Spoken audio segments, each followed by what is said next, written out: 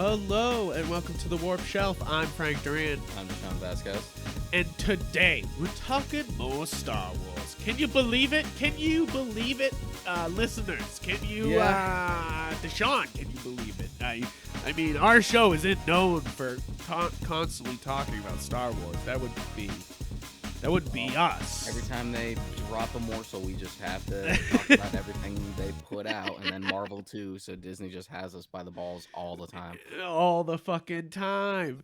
But, you know, this is a good one. This is one of those ones that makes me happy Disney owns Star Wars. You know, like, there's a lot of people who complain all the time. They're like, oh, Disney owning Star Wars is a bad thing. The sequel series is a bunch of which I don't love Rise of the Skywalker. You know, that's my one thing, you know, like, because I think Force Awakens is fun. It's got problems. And of course, Last Jedi, if you've listened to the show, you know that's one of the best Star Wars that ever Star Wars.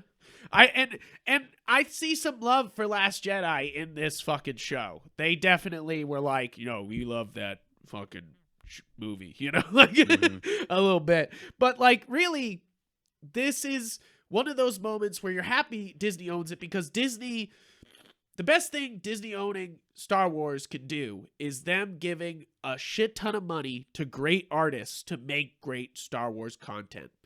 That's it. Yeah. And they've already done it with a lot of their properties. We've started to see with the High Republic that the line that they've done with books and comics, and I'm sure there'll be games at some point. But they brought on like the high Acolyte, quality. the Acolyte, one of the upcoming shows, is supposed to take place in High Republic era. Right? And like, it's one of those things that they're leaning into that, but with big talent like Charles Soule and everything. And it's one of those things that you want to see that money doled out to these great artists. And I think that's what Visions is here. Is basically the Disney being like, what's your vision of Star Wars? And I know that's so simple, but it's like, what's your vision of Star Wars? Just a cool little anthology that I'm glad was not trimmed down into a single movie, nor was released like week to week. I'm glad they put this all up at the same time. Because it's very bingeable. I've already watched it like 2.5 times. That's why I put up the thumb kind of like sideways there. I rewatched it this morning just out of like, I was playing some, I'm playing Is Origins, Deshaun. Is Origins, pretty fun. So far, 2 hours in, pretty freaking good. But I'm deep on that, and I was rewatching Visions while playing that. But the first time the day it came out, I sat down and was like, anime, Star Wars, let's go. Yeah, I sat down and watched all of it with Rob, so we got through it all in one sitting. Yeah, very, very. That's the thing, is if this came out weekly, like What If, and I think that's what we're gonna compare this too often when we have our What If episode, which we will have at some point, that's coming out soon though, but we're doing October stuff, so we'll talk about What If. We might have to push that back because I will not have my Halloween shit interrupted. No, we will be doing Halloween shit, but we will have the What If episode later. But obviously you have to compare it because it's the other animated show that's literally releasing on Disney Plus right now. You know, like, it's kind of weird in a way that they would put out Visions at the same time as What If. I really feel like they could have waited, like, I don't know, till next week when What If wraps up. You know, not everyone's like us, and we just kind of consume everything. I'm sure there are plenty of people who only give a shit about Marvel and only give a shit about Star Wars. And plenty of people. Then if they do watch both, well, there you go. We have 2 shows. Yeah, right. You're not 2 too shows bad. is hard to keep up with. No, but it's weird. I feel like they were kind of competing with each other, which is not fair, because I think that's not fair. I think that's what I think a lot of people are being like, well, look at the budget and the animation on What If. You're like, yes, that's a culmination of years of budget and teamwork being put into an animated show. Disney basically just handed money to anime studios here and said, go fucking wild. Yeah. And that's what's great about this. And I think that's what I think What If is the Marvel Universe with balls, And Star Wars Visions is obviously it for a lot of it is Star Wars with balls, Yeah, like just no it's restrictions and just pure unbridled expression, for yeah. better and worse. We'll talk Yeah, about it and I later. mean when I said balls, I mean chutzpah. Yeah. Like they don't give a shit. Like for listeners off this show who have not listened to this show before, we say it a lot that Marvel and Star Wars and Disney and a lot of other studios, Warner Brothers, are afraid to do things. It's obvious all the time. All the video game movies, it's obvious that they don't know. They don't want to lean all the way the fuck in. Mhm. And I think that's what's great about What If is it is leaning all the way in, and I think that's what's great about Visions is they were able to just go crazy. And sure, Yeah, forget the restrictions, forget the fucking canon. I remember when this was coming out, everyone's just like, "But is it canon? Who gives a shit?" exactly. That's what this is great about. This is like for the Star Wars fans who are always seeking canon. Which, guys, sorry, you're listening to the wrong show. If you're always seeking canon, we're always looking for good stories. I don't give a shit about no canon, bro. Yeah. I don't give a shit about no canon. I want good stories. That's why IGN being like, oh, what if obviously leads to ties with the MCU universe, and you're like, what if it doesn't? What if we just let it be its thing? Yeah. How about that? Like, it could do its big story, and it could be. It's what it says on the tin. It's literally called "What If." Don't fucking think about it. Exactly, and the same goes for Visions here. It's like kind of don't think about it. Like is kind of the big motto of this series is don't think too much about what you're seeing on screen. Just enjoy the kind of lean into Japanese culture that we are getting with this adaptation, because that's really what it is here, is Star Wars fully leaning into its Japanese roots, because everyone's always known that like Jedi are samurai or Ronin or like that's obviously the overtone that George Lucas was trying to strike. Yeah, New Hope is basically the hidden fortress. Yeah, exactly. They're just doing Kurosawa all the time. And that is the great part about this series, is it starts right off being like, but what if it was just Kurosawa? Kurosawa. Sorry, I'm mispronouncing because I'm a terrible person and I can't pronounce anybody's name correct. Blame my stupidity. But basically, it kicks off with the duel. And we're gonna go through every episode, guys. If the format of this episode is if you want to hear about each episode, we're just gonna go one by one, because I think they need to be examined that way. Yeah, one by one. Because I think it's hard. I think I'll say right off the bat, before we start, and it's not a spoiler. The bulk of this series is very good. But the last 2 episodes are going to leave a bad fucking taste in your mouth. And just forget about them. That's all I'm saying. No, I like the penultimate episode. The last episode, not so much. Basically, there's only 2 studios on here that do double duty, and both the studios that do a second short, the second shorts are kind of mediocre.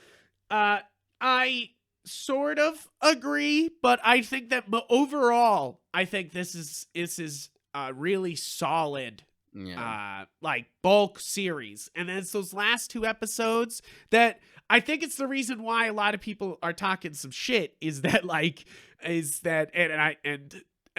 people who are talking shit, guys, you're getting anime Star Wars. What more do you want?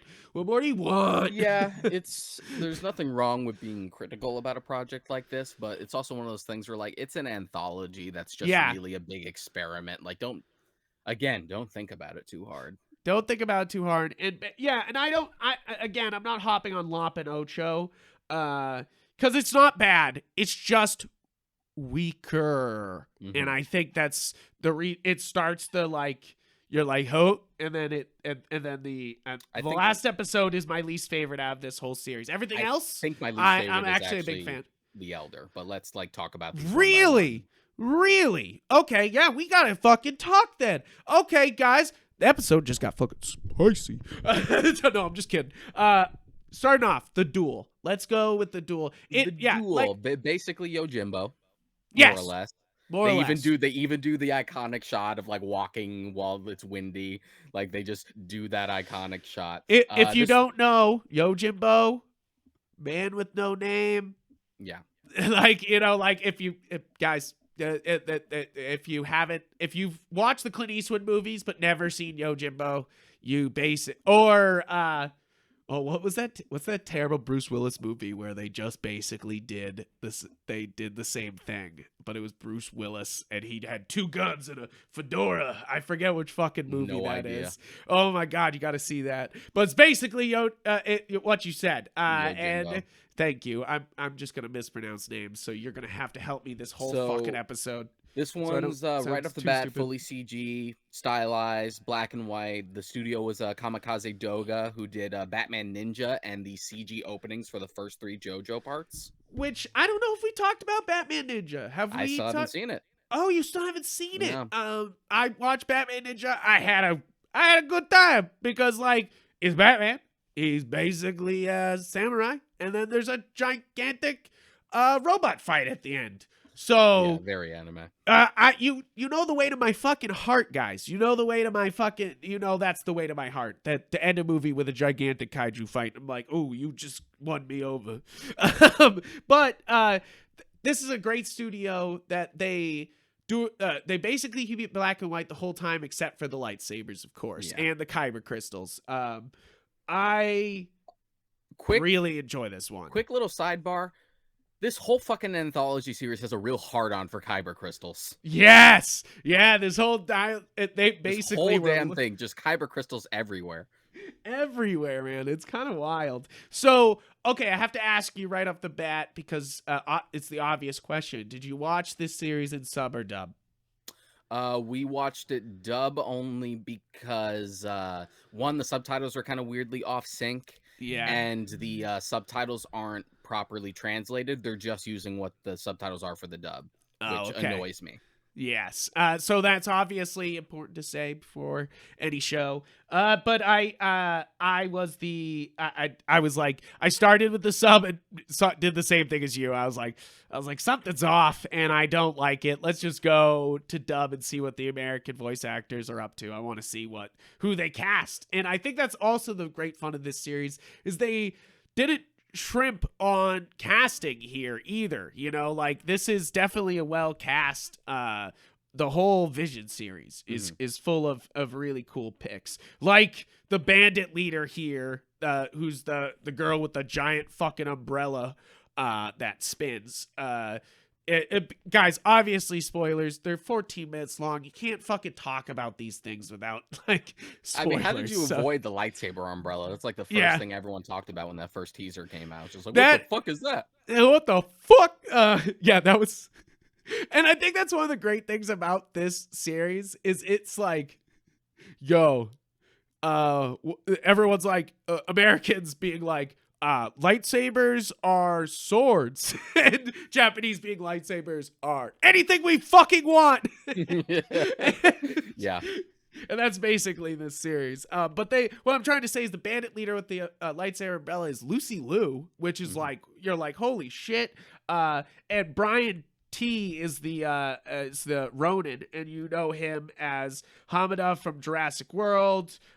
He's Noboru from the Wolverine, and he's Shredder from Teenage Mutant Ninja Turtles. So he's gotten around, the voice doing stuff like that, and it's really. I think this is such a fun little short, like because this is exactly what you want. Great art, good voice acting, a dope. You thought it was going to be a Jedi versus Sith fight, and they twisted on you, and you're like, he's just murdering Sith. It doesn't matter. He doesn't give a shit. Moral ambiguity. I love that that lead into that moral ambiguity because obviously that's the whole point of you know, like of I George mean, Lucas's prequel series almost in a way, and then the Clone well, Wars that and you is have like, that and that's such a staple of just like samurai films and oh Western yeah, films, which were directly inspired by samurai films of just like, am I a good man? I don't know, doesn't but I matter. do what I can. I yeah, and that's exactly it. And I absolutely love the setting the tea and being like, fix my droid before the tea goes, and then you have the the audio cue of the Hmm. tea going, and then the droid like taking off as he hits the button. And I love that. And I I I love that it gets down to actually just a saber fight, you know, like, and it kind of, one of the things I noticed from here, and it made me think this, is that sometimes Sith are just like, you know what I'll do to fight this Jedi is make this really fucking dangerous, so he has to use his force constantly, Hmm. and I can just kick the shit out of him. Because that's obviously Anakin's tactic at Mustafar, and it's like it's obviously a tactic they use often. They're just like, Yeah, hey, I'm gonna fucking use the environment and everything going wrong to that's as test the Jedi. that's as early as fucking Empire Strikes Back with that whole bit where Vader's just throwing shit at Luke. Yeah, Just like, right. what if I Just just throw a bunch of shit off the walls at you? he's like, take this, bitch. um, I I think this is a great way to start off the series. This Hmm. is It's a good first badass. impression. It's a good one to start with. Yeah, it's badass. It's cool. I love that she takes off the mask and the headband, and she's got the gigantic hair. I love the hair. I it's just a dope looking short. All the red from the sabers is awesome, and Yeah, it's a good indicator of like where the industry is now as far as like Eastern animation and CG is concerned. yeah, Because again, I've seen like I still haven't seen Batman Ninja, but you know the style. I've seen JoJo's, and I actually really miss those CG openings from those first three parts. So it's good to see them work on a project like this. yeah. It is cool. And dude, what the fuck? I guess they had a Star Wars Visions novel. I didn't know that. What the fuck? They got a novel for this bitch? We're gonna have to read that shit. You uh, don't read, Frank. What are you talking about? well, listen to that bitch. um, I. It's kind of. It's kind of a. It's kind of a wild short because it tells a lot of story in a short amount of time, does it well. I Hmm. think that's one of the weaknesses of some of the later shorts is that and I'll point it out when we get to them, is they kind of pack too much story. I'll say it right now. Ninth Jedi packs too much fucking story into one thing without actually concentrating on much at Yeah. all. The duel does a good job of telling a complete finished story with no missing details. Literally nothing is wasted on screen, and I love that. Rewatching it, I was sitting there being like, fuck, they don't waste a fucking frame in this whole thing. Like I love the shot where they, like, it's the kid standing up to be the chief, and then they like sort of float back to his dad's just sleeping drunk in the house behind them, and you're just Yeah. like, I love that. It's like those little things that, like, visual storytelling. Yeah. I A love picture is it. worth 1,000 words, and in some great films you can get that. There's this whole like, you and I know about this exercise about watching a film on mute just so you can see how it tries to Oh communicate its yeah. story visually. And some films work very well for that. Like the conceit behind both the Road Warrior and Fury Road have that conceit where it's just Yeah. you can mute it and still follow it fine. No, it's true. And It's that was absolutely true. intentional on Miller's part. I think that this does exactly that. I think this is a great piece of little storytelling. I think it's funny already in the trivia on IMDb. Like they like put a little trivia saying takes place in the Legends continuity, not bound to any existing Star Wars films or TV series. You're like, yeah, no fucking duh, Yeah, but no okay, shit. I love that we gotta like say we this feel the shit. need to clarify that. Just like it's legends, just with all the other shit we don't want to acknowledge, but sometimes cherry pick from. Yeah, because I definitely think that it's some of these are wasted potential, not turning them into just like offshoot weird anime Star Wars series, you know? Like I think a few of these shorts could really just be a whole series. I think a lot of these, like the duel here, is perfect. It's done. Great job. Like don't fucking Yeah, touch it, but a you lot, know? Like but there are a few of these that feel like, you know, these could be backdoor pilots. yeah, they're like, we could make this into a show. And I kind of think they, you know, that's also what Disney's doing here. You know, like Disney's giving a lot of money to anime studios to get great content, but they're kind of also auditioning these studios to see how they work with their studios. And that's obviously the intention here, The you know, compatibility like aspect. see if they work. But moving on to, and I know what you're gonna fucking say about this episode. I know you're not gonna like this episode. This is Tatooine Rap City, and watching it, I was having such a good time. But my first thought was, Deshaun's gonna fucking hate this one. I didn't hate it. It was No, okay. No, okay. I could take or leave it, and Rob was basically the same way when we were both watching it. Just like, yeah, this is all right. I This is silly. That's the thing is I wanted some silly that didn't feel consequential, but then they still Yeah. were like, we're bringing in Boba Fett, you know, like we're bringing in the voice actor for Boba Fett, and this is like him, you know, Tamora like Morrison. Let's say the live action Boba Fett, because if you say yes, the voice actor, people are gonna fucking think D. Bradley Baker because of the that's clones. true, that's true, but they're trying to make him the guy, you know, like they're other than of course Bad Batch, they're not touching that. they're like you go wild, bro, you do every voice, have a good time. But Tatooine Rap City is basically a band story set in the Star Wars universe, and that's why I liked it, is that it was just kind of an idol story, you It know, just like happened to take place in the Star Wars universe. My only like active disdain right from the jump was just the conceit that it was going to be on Tatooine, because I'm just sick of Tatooine. oh Which isn't well, come really on. which isn't really the short's fault. I'm just fucking kind of done with Tatooine. It's a bunch I, of sand. Like, let's move on. I'm glad they put it on you know, a good planet that we knew about, you know, like but you got to point out right here the good cast of this short. You have Joseph Gordon-Levitt as the main character Jay. I think he really brings it here. I don't know about his singing voice. It was good, but not in like. It was good. That's good. one bit where I but- want to watch it in the sub to see if that like resonates a little more. Yeah, I was thinking the same thing. I was like, dude, it could have been better with on the Japanese side.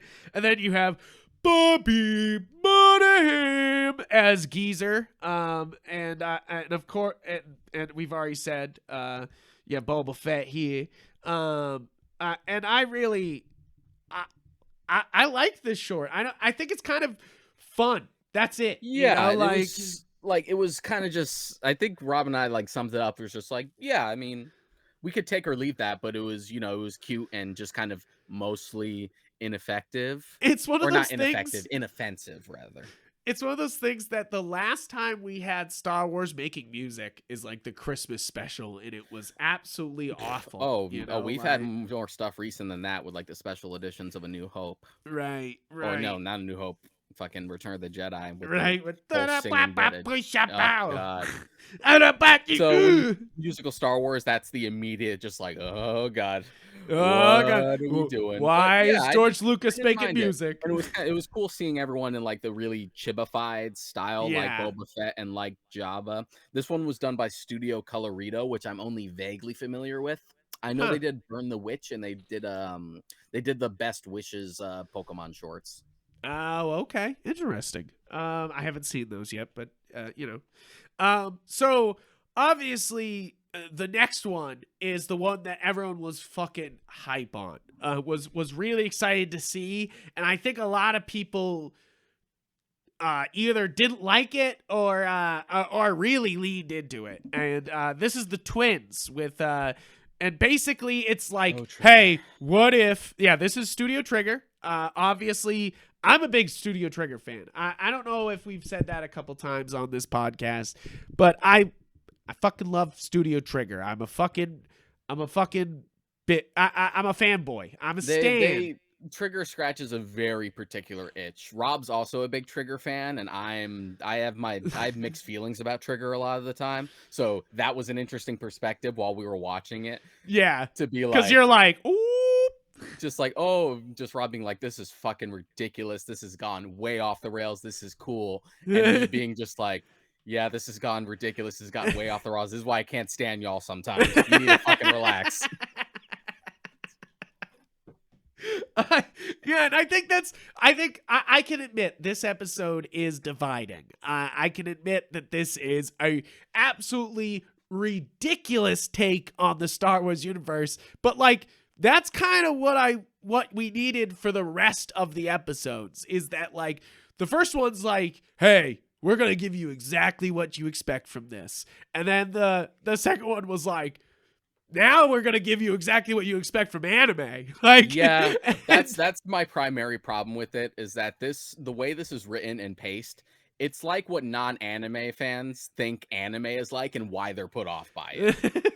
And then, Just like the melodrama, the unnecessary backstory, like forced in, right. even though this is a short and we don't have time for shit like that. Just like so extra, so fucking extra. And I think the third one here, the twins episode, really kind of goes, now we're going off the fucking rails, you know, like now we're just gonna do whatever the fuck we want. You thought you were being restrained. Everything after this is bonkers. And they're true. It's true. Everything after this is fucking bonkers. So they just kind of like, fuck it. So basically, I bet the pitch of this was always, what if Luke and Leia were on the dark side instead, and Leia was like the Darth Vader type, and Luke was still the good guy, and like that's kind of the pitch of this. Is that kind of like, we're still gonna do Star Wars having twins, but yeah, Disney's we're just going, like, oh, that's an interesting idea. It's just like, okay, they said yes. Oh, and also they fight in the vacuum of space and don't die, and there's like giant lights over the country. So it's like, what? What? No, nothing. Oh, what? Huh? Yeah, it's already done. We already made it. So already, this is my favorite casting of the entire show. This is Neil Patrick Harris as Carr and Allison Brie as Am. First off, two of some of my favorite actresses alive right now. I love these two. And it's like one of those things that Neil Patrick Harris is kind of too old to play the spunky Star Wars character he probably should have been cast as if Disney had the money back in the day, you know? So it was nice to be like, here, spunky Neil Patrick Harris. But his voice hasn't changed, so. Yeah, that's the thing. He could basically what I'm saying is Neil Patrick Harris needs to voice act in more things, because he sounds so young, so spunky, he's always good every time he does show up to voice stuff. Like, Yeah. I don't like the MTV like CG Spider-Man show, but he's a really great Peter Parker in that. Yeah, he's so good. Much so that they brought him back for the Shattered Dimensions games. He's right. great when he shows up as Music Meister in Brave and the Bold. Right? Oh my god, that's crazy. And Allison Brie. Who doesn't love Allison Brie? Who the fuck doesn't love Allison Brie? I'll fight you fucking here. I'll fight you here for Allison Brie. No, she's great. I love her, and I think she's also a fantastic voice actor. She's another person who can like drop her voice to being young and it sounds right, you know, like it doesn't sound weird. It's like, you know, they both sound like a young Luke and a young Leia, you know, like in a way, you know, or just like that archetype. Yeah, that archetype. I also love the little changes that they're obviously throwing in here, that it says C3PO, it's B2ON, and you're like, oh, all right. And what's his fucking droid's name? What is his instead of, I don't know. He says it a couple times, but there's so much in this fucking short that I wasn't really too concerned about what the droids' names were. Okay, yeah, that's exactly it. Is that this kind of? I had fun with this one, and I think everyone should have a little bit of fun with this one. But it's obviously bonkers. Doesn't make any goddamn sense, and they fight like Deshaun says. The end fight, the lightsabers just whip around like fucking whips, and then tear a Star Destroyer and they're apart. like fighting on the outside of a Star Destroyer with no oxygen, but who cares? Don't worry about it. Yeah, right. That's the part, is that they take off, like they do that whole hangar scene, which is great. I love that. I love that scene. But then he takes off in the spaceship, and then she's out on the fucking deck of the Star Destroyer, ripping him down, and you're like, okay, Kylo Ren, what the fuck? And then they're just fighting on the outside of the starship, and I was like, oh, so space doesn't matter. All right. Okay, whatever. It don't matter. Yeah. Like, I'm like, like, that's the thing, is that moment makes you go, the rest of this is gonna be bonkers. Get ready. Like, like, and it just fucking leads. And you yeah, it's too much. But Jesus fun. fucking Christ, that end bit though. Man, the giant lightsaber. The giant fucking lightsaber cutting through the Star Destroyer. Rob and I were just dying laughing. I was just screaming, like, what the fuck is happening? Again, and Rob was just reveling in it. I'm like, yeah, that's Trigger. I'm like, yeah, that's Trigger. Yeah, That's exactly. The very two different ends of the spectrum. It's like, That's yeah, that's Trigger. Yeah, that's fucking Trigger. Every That's time. That's exactly what this can't is. relax for 2 seconds. That's Trigger is basically the feel I get coming out of this short. Is that's Trigger. Like, that's exactly what I would expect from a Trigger we haven't short. talked about other like Trigger projects as we've been bringing it up with the other studios, but in case you're unfamiliar, they're the studio behind Kill la Kill. They co-produced Darling in the Franxx with A1. They did Premiere. Kill la Kill is fantastic. One of my They did first like animes I got Gridman. into. S Gridman is fucking awesome. And, masterpiece. I hated to. I didn't mean to. I meant to. They're also because it's a masterpiece. But then I did stop Darling in the Franxx because I couldn't take the robot sex. I couldn't. I'm sorry. I'm sorry. They're fucking each other while driving the robots. I get it. I get it. That's basically how I felt about that show. I was like, Darling in the Franxx. Dumb, just in general. So I just stopped, and apparently it got really bad. I'm like, it was bad from the start, but okay. Yeah. And they're also responsible yet not responsible for, Little Witch Academia. Yeah. Which is fantastic. As well as Gurren Lagann, but that was back when they were with Gainax before they like became their own studio. Yes. I mean, come on. That show's a classic. That show's banging. I don't care what anybody says. Also, a show that doesn't make any goddamn sense. So that's kind of what you it lead would basically into. set the precedent for the rest of their fucking output.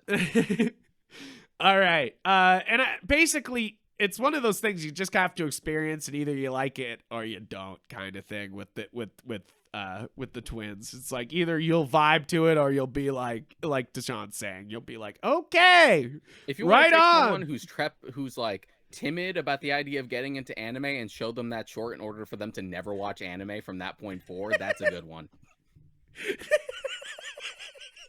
Right, you're just like, hey, I'm gonna spook the shit out of you. Sorry, bro. Just gonna fucking scare you out of it.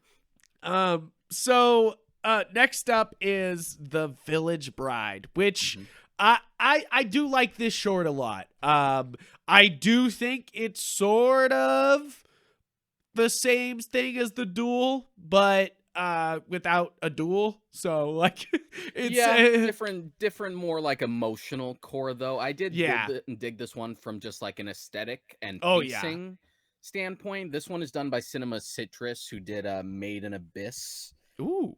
And they also do Rising a Shield Hero. Nice. I really did like this one. I think this is one of the absolutely strong entries in this thing, and could absolutely.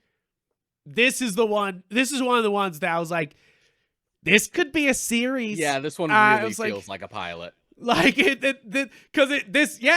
that's basically it. This feels like a pilot. Because Like it takes its time. There's like legitimate world building that feels like natural and organic, as opposed to like the shit we were just throwing in the twins. So you're like, okay, I'm digging with the pacing. You're easing me in. I'm into it. You're building Ugh. up to stuff, and I like where it ends up. I like the aesthetic. It also yeah. feels distinctly its own thing, where it still feels like Star Wars, but most of the short feels like it's really like its own thing. Like if you showed this Yeah. to someone and didn't tell them it was Star Wars, they might not even know until the lightsabers get busted out. The lightsabers and the droids, I think Yeah. the battle droids give it away. But So it like, feels like yeah, it's in its own little bubble in a good way.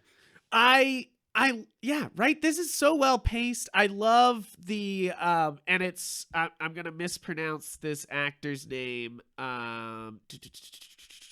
The guy with the helmet there, Valko. He's voiced by Kari Hiroyuki Teragawa, Oh, who nice. is of course Shang Tsung. Yeah. I will The take only your redeemable soul. thing about the first Mortal Kombat movie. And Haru, who's no F is the female lead, is voiced by Karen Fukuhara, who's Kimiko from The Boys, who I just finished watching The Boys this week. And of course, you watch that, and she's Katana in Suicide Squad, which is sad because that's one of the better parts of Suicide Squad is how much she nailed fucking Katana, and we'll never get that again. We'll never have Katana again. That's over. And Yeah, you're like, come on. DC is over that phase that they had from about like 2011 to 2013, where they were just like, "Yo, Katana's gonna be a thing." Yeah, they were like, Katana's gonna be a thing, and I think they nailed her in Suicide Squad, and I feel like they were just like, nah, we're never doing that. Nowadays, they would be like, we're giving her an HBO show. Like Yeah. they're doing with Peacemaker. They would be like, yeah, Katana's getting her own HBO show. But if you watch The Boys, you know everyone stands for Kimiko. Everybody knows that Kimiko's the best. And I think that this short's great. It's fun. It's well paced, well animated, well voice acted. I love the Katana yellow saber. It's dope. It's it's one of those things where like I think it makes sense for an anime. I would not want to see it in an actual like live action Star Wars thing because lightsabers are already katanas. You don't need to also change the shape of the blade. Like Well, I think the most you can do where it the doesn't feel duel like does we're just it. leaning too hard. Yeah, but this is in the context of Visions. Yeah, that's true. Is just making like katana like hilts, which we've already done several times. Like Kanan's hilt from Rebels Yeah. is very katana-ish. Yeah, very very true. And plus the dark sabers already kind of ticks that box. I do like in the later shorts, in The Elder and Night Jedi, they kind of introduce these like hilts to the bottom of the sabers. Yeah, that are made from like the same light.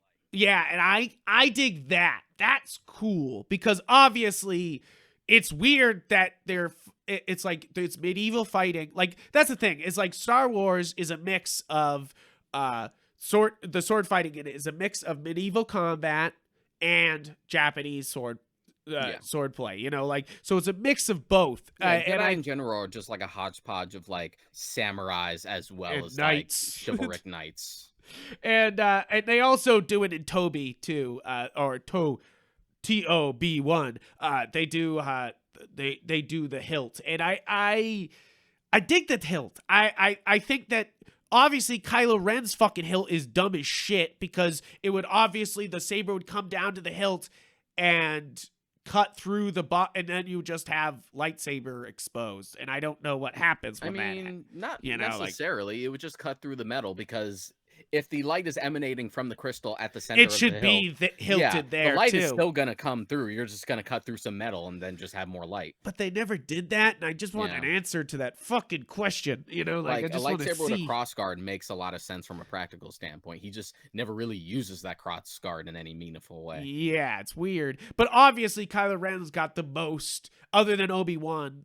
For the no, not really. I think Kylo Ren's got the most medieval type of sword play. You know, like he's definitely It's obvious in the way he fucking lumbers around and fucking and the way he uses it. It's not Eastern origins like Obi-Wan's or well, Anakin's is very medieval too. I would say Anakin's is very lumbering, like obviously carrying something heavy, you know, like instead of the light katana moves. Yeah, of but Kylo basically of carries Obi. it as if it was an actual like long sword with a crossguard. Right. Adam Driver loves the like that he makes it look like it's heavy. He's like beside the point. Big boy lightsaber. But I mean obviously we're going to have to talk about the different types of lightsabers here, because this whole series is like, I'm going to do something different with a lightsaber. We love lightsabers in these fucking shorts. Kyber Crystals, plot point, almost every one of these fucking things. Kyber Crystals, we love the Kyber Crystals. I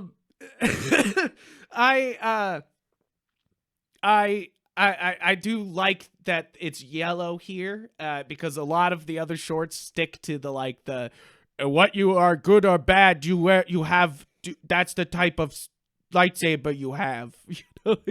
And I like that they do a yellow one here, you know, at least for the katana. It looks cool.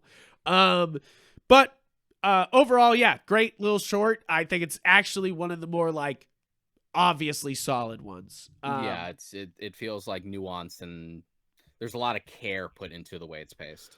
Yeah. Now, The Night Jedi is the next one, episode 5. Now, this is the one that I'm really conflicted on, because obviously this has one of the better lightsaber fights in the fucking series here. At the end there, I really do love the fight that they have. But this short does not know what its pacing is. It doesn't know. It's all over the place. It's one of those things where it's just like, guys, you realize this is a short, right? I get the enthusiasm to approach it, and I'm sure this is the appeal of like the twins, where it's just like, I get the conceit that if you only have one chance to do a Star Wars, let's do it. Yeah, you're gonna fucking throw the kitchen sink at it. We're just gonna go so hard on it. But at the same time, these are shorts, and you can't throw too much at it because it just kind of gets muddled. And this is definitely the case with the Ninth Jedi. Yeah, I think I think it's a really fun one, and they introduced the derp thing is if you're bad, you're good, you have a different lightsaber color. And I kind of like, that's one of those things that like obviously doesn't work in the real Star Wars universe because it's ridiculous, but it's fun because that's the way we used to play as kids, you know. It was like, you good, you got red one, blue one, you got this one. You got like, yeah. And I like at the end when the guy who was influenced by the dark side, he's obviously purple once all the dark side people are dead, and then they stop him, and then he's still got purple the whole time. So it's very like, well, whatever. We're kind of working on our own logic here. It doesn't really matter. Yeah, it doesn't really matter. The Kyber Crystals do what they want. Thing. This short is done by Production IG, who they've done a few things. They've been a little absent lately as far as the industry is concerned, from what I've noticed. But they did stuff like Holic back in the day. They were the company who did the anime Kill Bill shorts, like the anime segments of Kill Bill. They were the company who did that. Interesting. Yeah, that is interesting. We the good thing about this cast, you have our boy Simon Liu from Shang-Chi as Lei Zima, and then you have our boy from Hero from Heroes. You have Masioka as Ethan, and a lot of real and Homan, the one of the big guys, is voiced by Patrick Stetz, who's Sates, sorry, who's everything. The man's everything. Fucking, I can't fucking even start. The man's Brogdon Blood Edge, Dub he's Dio, Scorpion, which is like the only good dub casting. He's in so much shit. He's an all the time guy. This is one of those ones that they brought out a lot of great voice actors for this one. They really did. And the Margrave is voiced by Andrew Kinshaw, who's Andrew Kishino. Yeah, sorry. Oh, I didn't even realize that was him. He's the Yeah, fucking narrator for the Greenbone Saga books. I actually just listened to him read really. all of Jade War to me the other day. That's funny. Hey, he's also Saw Gerrera is in all the other Star Wars shorts. So you're just like, hey, that's cool. Uh, and it's really and Kimiko Glenn as Lacana, who's a Penny Parker from Spider-Man Into the Yeah, into Spider-Verse. Spider-Verse. She's also in like Orange is the New Black. She's in DuckTales, like that type of thing. And I think that this one, the pacing's the problem, obviously. I think otherwise it's cool. It's got some cool things going on, but it's too scattered. It's like, oh, now we're building the lightsabers, and that leads to, it's like, and the twist comes, and you're like, okay. It's one of those that the twist happens where like Margrave was there the whole time, and you're kind of like, and that they all turn out to be Sith, and you're kind of like, oh, okay.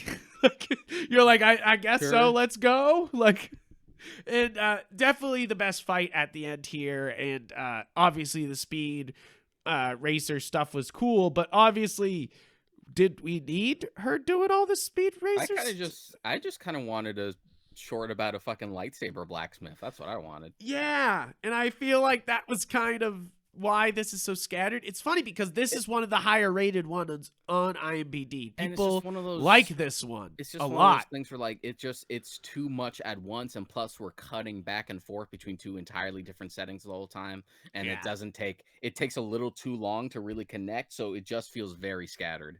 Yeah, it just feels all over the place. So but I still see how strong it is animation wise, music wise, and of course fight scene wise. The choreography is fantastic, and the character design is obviously very good here. Now, but it is kind of the one that I was like, ooh, that was a little all over the place there. I was like, what the fuck just happened there? Now, the next one, TOB1 or Toby. This is Astro Boy. If Astro Boy was a Jedi, yeah. That's basically what this is. I did dig this one. This was like very childlike, wondrous, and very creative. Despite that's basically Astro Boy. So this one was done by Science Saru, who were behind Ping Pong the Animation, Devilman Crybaby. Really? Fucking. What else did they do? Oh, Keep Your Hands Off Aizuken. They've worked with Masaki Yuasa a lot. They've worked with him several times. Okay. I mean, this one, like you said, this one's a fun one. It's very full of wonder. It's got the true message. Like, a lot of them try to sign a message to the Jedi, and this one's got a pretty great message for the Jedi, that they're supposed to go around and rehabilitate planets, do what they can, it's funny because in the Japanese in the Japanese version, it's voiced by Goku, which is pretty Masako Nozawa. Yeah, that's cool. That's cool. Like, I almost wanted to go back and rewatch it with that, because we have on the dub, you have Jaden Waldman, who is in Marvelous Miss Maisel. He's a voice actor in Miri, which we'll talk about at some point on this show. You mean Mirai? Mirai, sorry. Mirai. Yeah, fucking Mirai. Yeah, we'll have to talk about that one at some point. But he's a very young actor. But then the real pull of this is obviously Kyle Chandler as Mitaka, and Professor Mitaka. Kyle Chandler from everything, basically. He's the dad in everything nowadays. Godzilla. Yeah, he's not full dad. Super 8. Wolf of Wall Street. Manchester by the Sea. Tons of things. He's at Argo. The man's fucking everywhere. He's just one of those guys that, like, you'll be like, oh yeah, I know him. Like, and I think this one's is like we said, it's Astro Boy. It's Astro Boy. It's Mega Man. It's because that's what Mega Man is them being like It's basically Astro Boy. Astro Boy.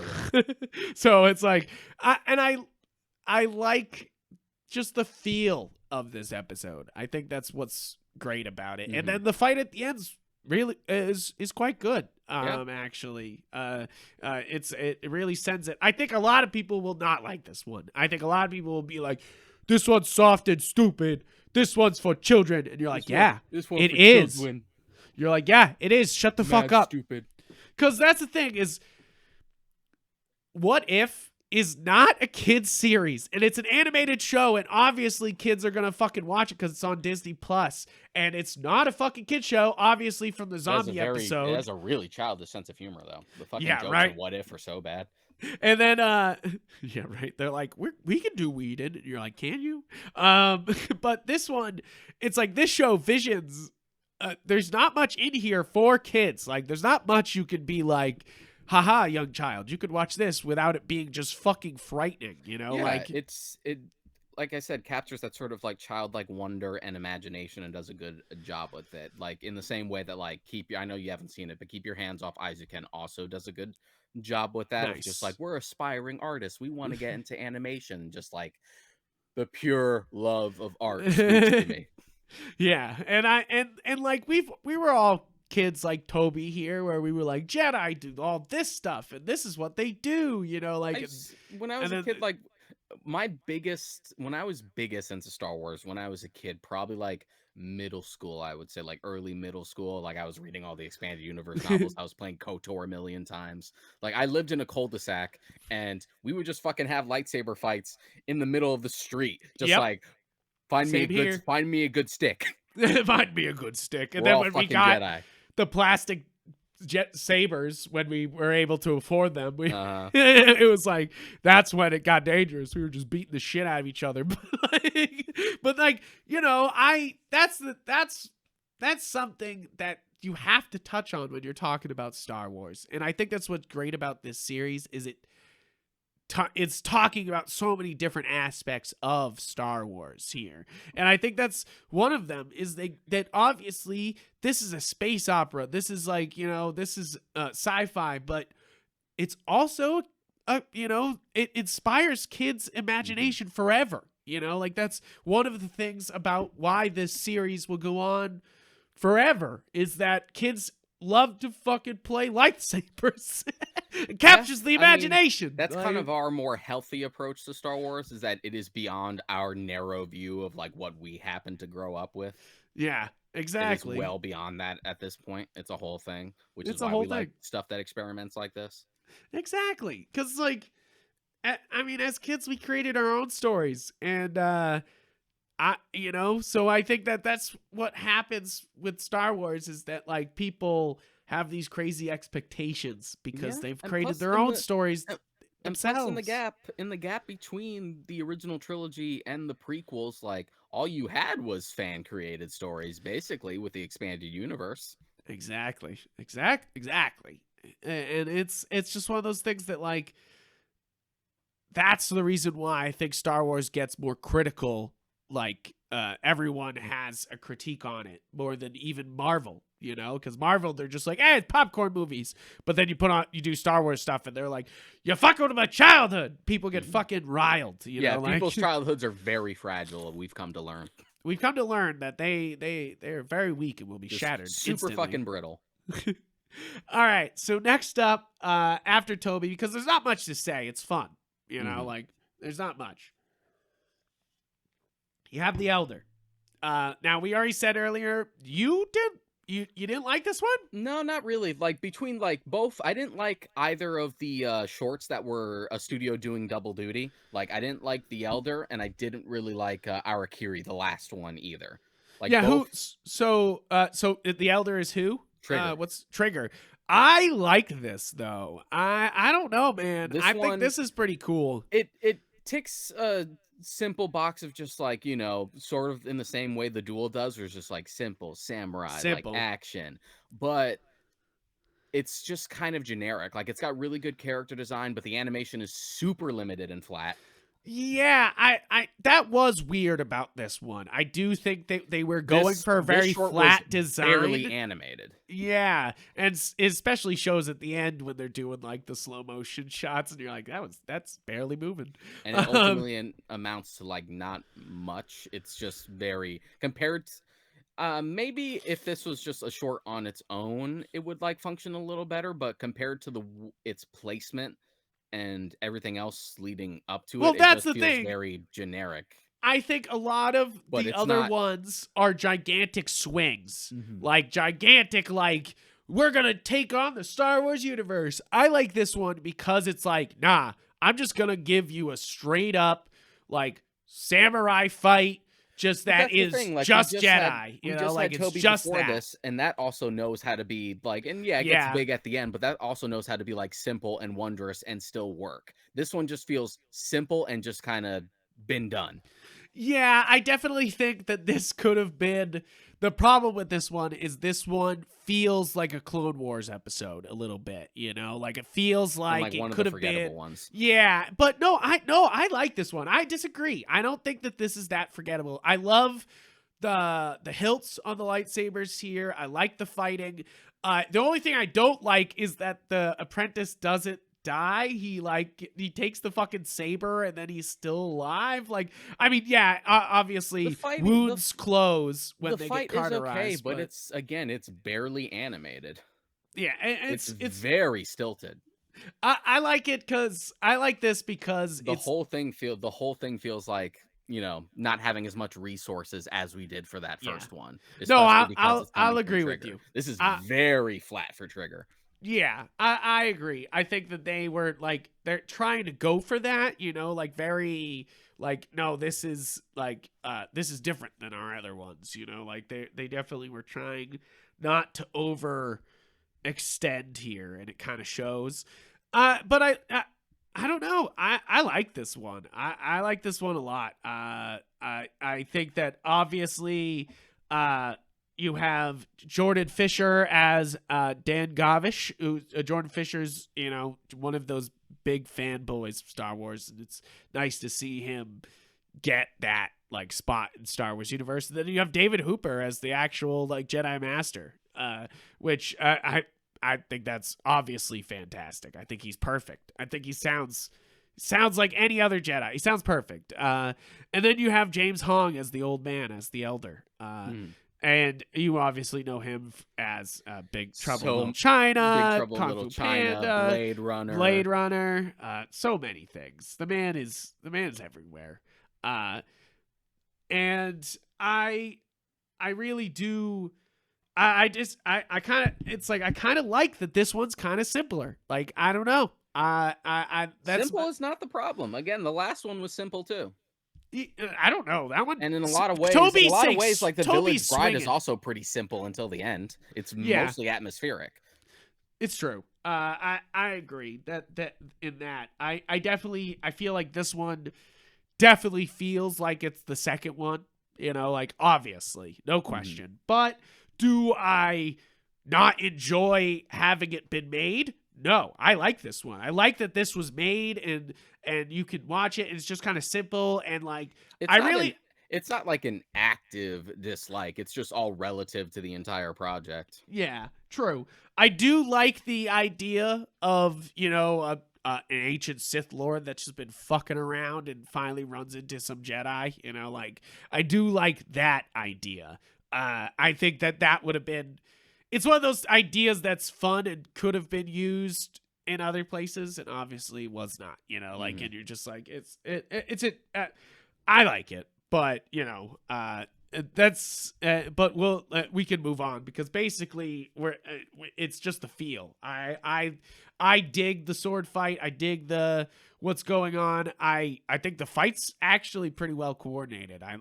It's like it really feels like they understand what a force fight would be. That's why I liked it. That like what it could look like realistically, without a bunch of flipping and stuff like that. Like, and maybe that's why people won't like it. But moving on to Lop and Ocho. Lop and Ocho Now who's the studio on this one? This is Gino Studio, who does Golden Kamuy. Oh, interesting. Now, This one, I made fun of you when I started it. yeah. Because I'm like, oh shit, it's a bunny girl. Frank's gonna hate it. And then, yeah, that's kind of my feeling here. Is I was kind of like, okay. So Frank has this Like- weird fucking stigma against like anything anthropomorphic unless it's Sonic the Hedgehog, I guess. I guess, yeah. So like anything like, I don't know what it is. I don't know like what furry fucking traumatized you. But you have like this weird fear and trepidation on No, anything I don't have a anthropomorphic. fear. You're like, what? No. Like, what are you so afraid of, Frank? No, it's not that. I'm not afraid. I just don't see the fucking point sometimes. I get it being cute and it looks cute. It's just sometimes you're just like, okay, so what?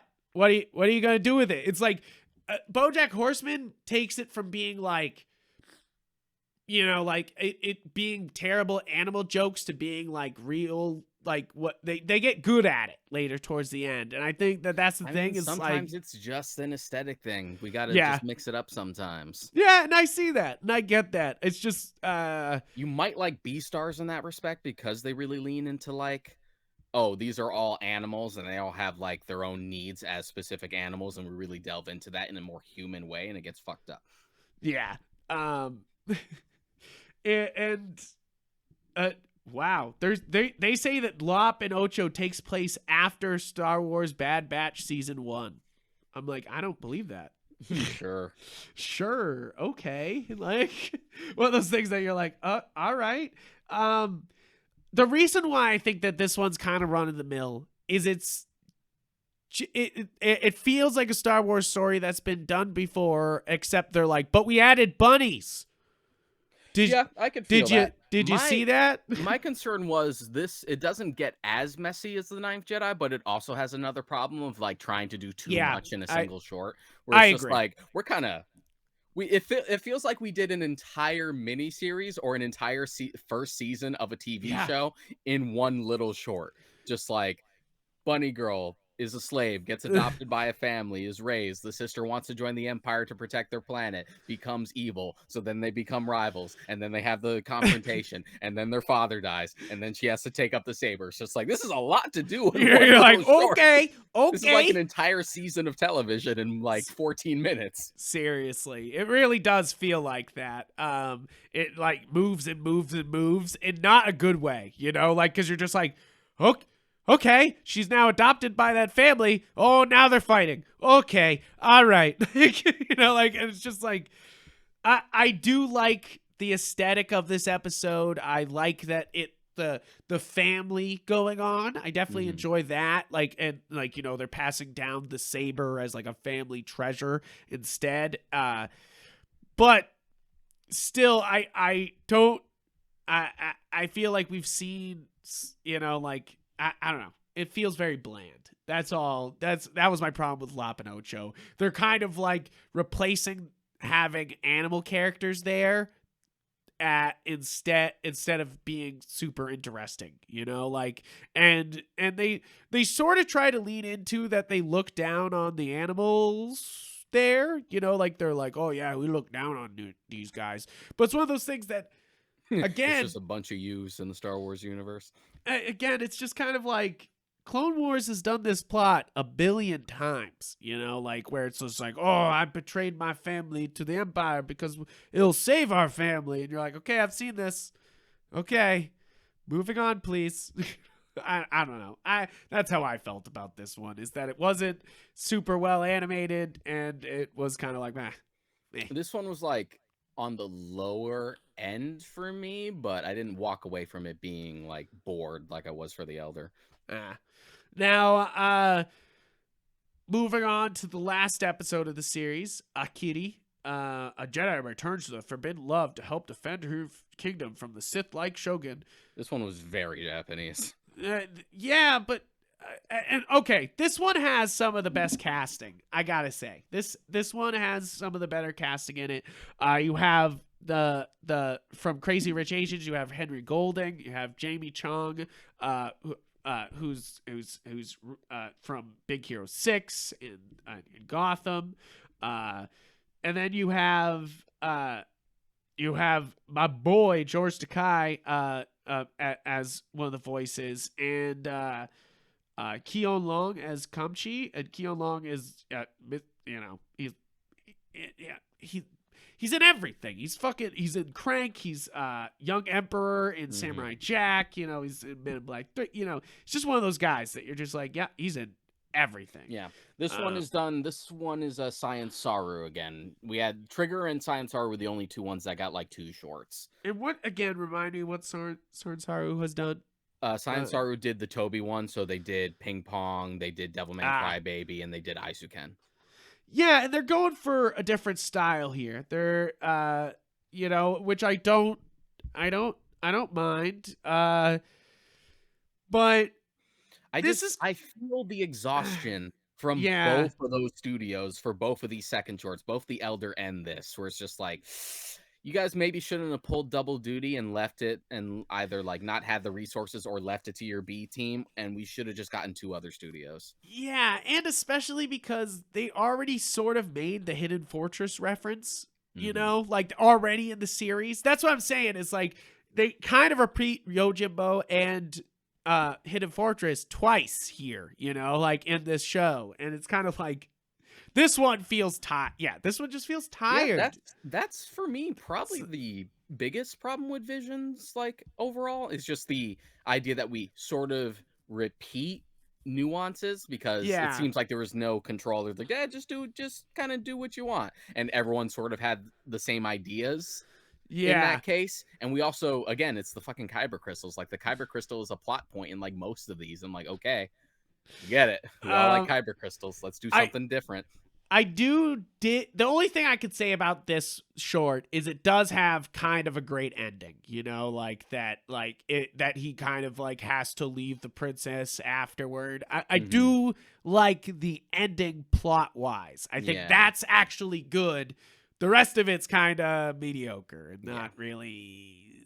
And it just, exactly. It's tired. It doesn't look as well animated, even though they're going for a certain style.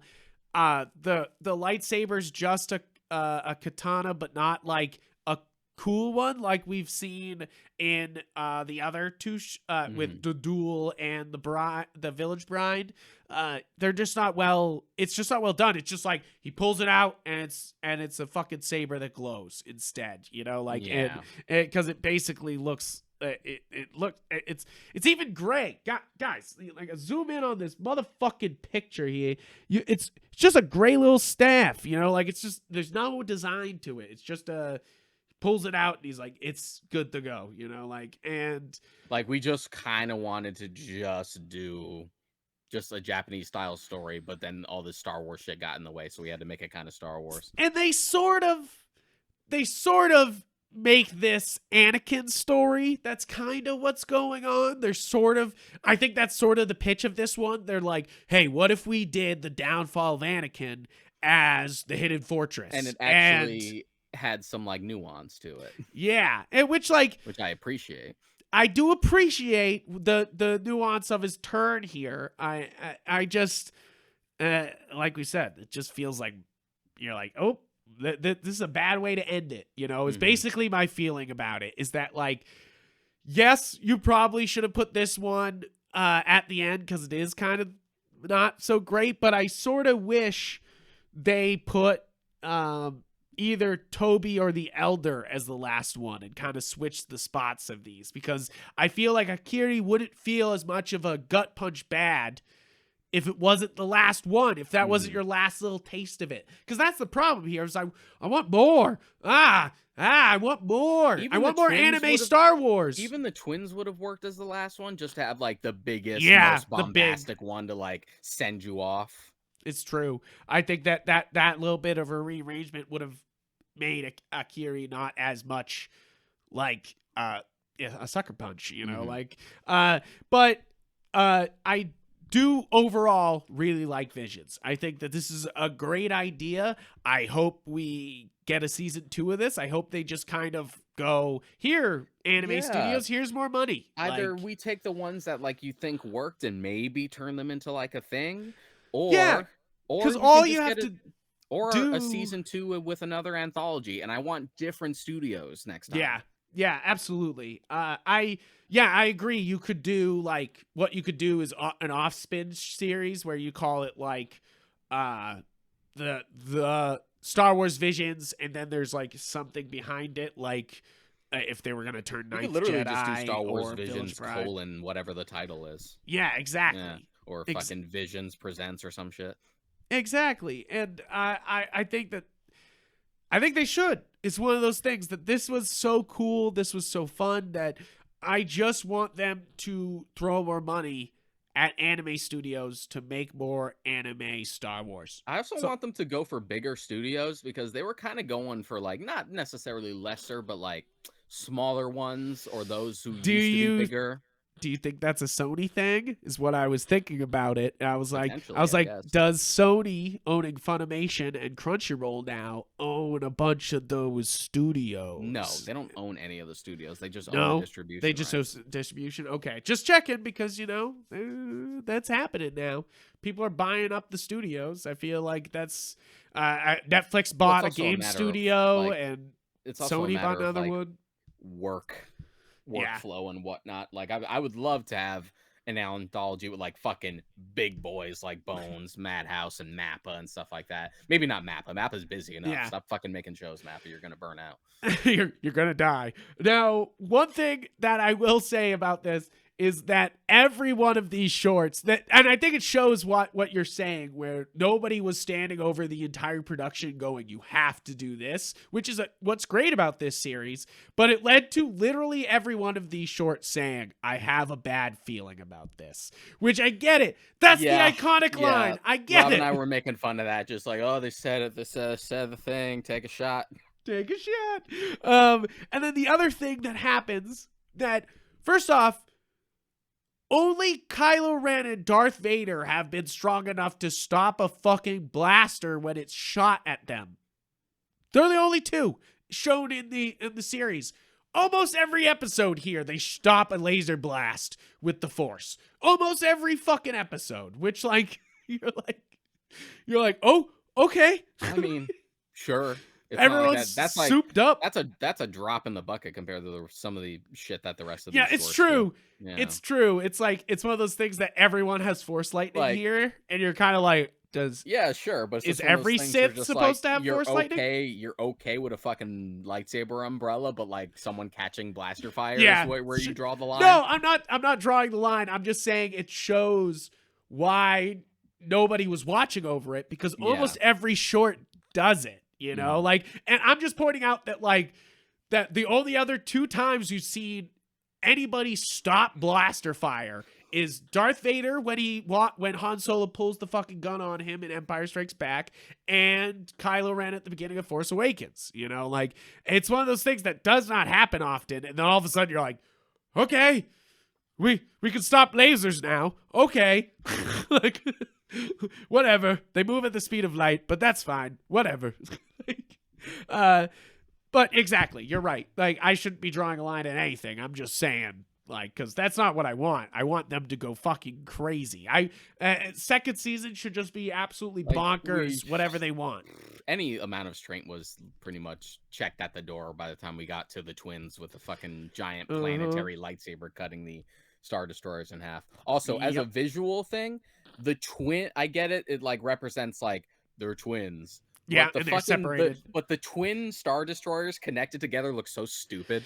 Yeah, but in a way, it was their look, we've changed so much in the Star Wars universe that there's no Death Star. Mm-hmm. We just combined two of our Star Destroyers to do the Death Star. And I was kind of like, I dig that. I dig that idea. It's also just one of those things where and Star Wars has never been hard sci-fi, but it reminds me of those weird twin fucking ships in Bespin in Empire Strikes Back, where it's just it's like dual seats. Well, how does this work? Are they both in there? Yeah, and they even allude to it's part of the plot where they look over and he's not in his seat. And they can see that he's not in his seat, and then they go look for him afterwards. So it's how did these they built into the plot at least? But it was kind of okay, conjoined Star Destroyers function. And I do like the symbolism of the Star Destroyer being split apart too at the end there, Mhm. and of course it's obviously a nod to Last Jedi. So I was Yeah, sitting with the there like, fucking with the light speed destruction, because that set piece was fucking dope as banging. shit, banging as shit. Yeah, basically, guys, that's it for Star Wars Visions. I enjoyed it. I Basically, enjoyed it. It's a good experiment, and I like it when Star Wars tries some new stuff. And yeah. this, like something like Visions, is the perfect bubble where you can sort of do it and not get the fans too fucking upset about it. It's true though. This is the best way to do it. And basically, if you were ever like, "Oh, the Animatrix was cool," fucking watch this. You know, Mhm. like it's basically it. It's like this is basically the Animatrix with Star Wars, and if you were into that, you'll be like, "Hey, this is cool." The Like, Wachowskis don't get nearly enough credit for starting that fucking trend. right? Of being like, we're gonna just put out an anime movie that connects to our other movie, and you're like, okay, Yeah. all right, go for it. Like, and yeah, now it's a trend. Now it's like, of course we do And that. you want to You talk know, about canon? The Animatrix is canon. canon. It bridges the gap between Matrix and Matrix Reloaded, and a character from Animatrix is in Reloaded and Yeah, Revolutions. that's why I almost don't.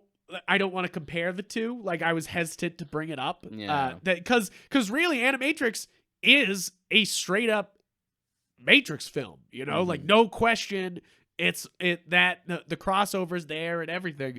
And Visions, you can kind of tell they're never gonna bridge a gap to Yeah, anything but else. You Matrix know, is a like different case because there's no Matrix. There was yeah, no Matrix universe. There's literally a movie and then another movie. yeah, exactly. You're like, okay, all right. But basically, I hope that enough people watch this that Disney was like, okay, we'll do a lot more of this shit because that's Mhm. I think they're getting that from What If is there because they already signed season 2 of What If that they're like, oh, people like these animated shows. This works. Okay. Like, and Amazon's over there being like, suck our dick. Being like, we got incredible, invincible. We're fuck you. But guys, basically, I dug this. We'll probably not talk about Star Wars again. I say this every episode, but we will not talk about Star Wars again. Probably till Not for Boba a Fett Yeah, Boba comes Fett out. starts in December, so and by the time it finishes, we'll be into the new year, so it'll be a little bit. A little bit. A little bit. But yeah, at least there'll be a little bit of break. If you're not a Star Wars fan, you'll be like, oh, thank God they fucking stopped talking about Star Wars. But you know, you're probably a Star Wars fan if you're watching this show. So, but guys, please check out our show everywhere you have podcasts. Watch us on YouTube so you can see our pretty faces. And thank you for living through these remote episodes we've had to do. I know they're not as polished as the in-person episodes we do, but I hope you still enjoy them. It's been because of the job and our schedules getting fucked up, but at least we can still get an episode out to you guys. And that's, Yeah. you know, the most important part is that we have a good time talking about stuff and that you guys get an episode. But check us out on galaxygeek.com if you want to see the whole menage of stuff. I am working on a few articles. We'll see. I have a new list put Yeah, together. now that Metroid Dread is literally coming out in a few days, I'm trying to get that article up because I Yeah, was writing a whole like Metroid retrospective. right, that'll be good. That'll be really good. I pre-ordered Dread. I did it. I did it the other day. I couldn't take seeing the advertisements so much. I feel like they're advertising this game harder than most other Nintendo properties. Good. And I was kind of like, yeah, I want it. I felt kind of on my own over here when I went through my Metroid kick. I'm like, am I single-handedly keeping this whole thing alive? Am I keeping it afloat? Am I keeping it afloat? No, I'm the only one fucking talking about Metroid right now. I even watched a bunch of footage the other day of Metroid Dread. It just looks great. It looks like a great Metroid. You know, like I can't deny this. This looks fun. So I was like, yeah, I'm getting that. I'm absolutely ordering that shit. And hopefully I'll get my hands on the new OLED version. But I couldn't pre-order it. I missed that pre-order, so we'll see if I could just show up the first day and be like, "Give me console, please, thank you, sir." But we'll see how that goes. But guys, thank you for tuning in. You can check me and Deshaun out personally on our Twitter and our Instagrams, where Deshaun is Mod Karika. and I'm Yupfrank. And thank you guys for tuning in. Thank you for listening to the podcast. Please, if you have comments on Visions, if you were like, Frank, you're a dummy, Elder was fucking shit, and or you're like, Akiri wasn't even that bad, you're assholes, like, please let us know down below. We want to know. Or if you completely agree with us, we also love hearing that. You know. But thank you guys for tuning in, and I hope you have a fantastic rest of your day. See you next time for Spoopies. Spoopy stuff, talking Halloween. Whoop, whoop.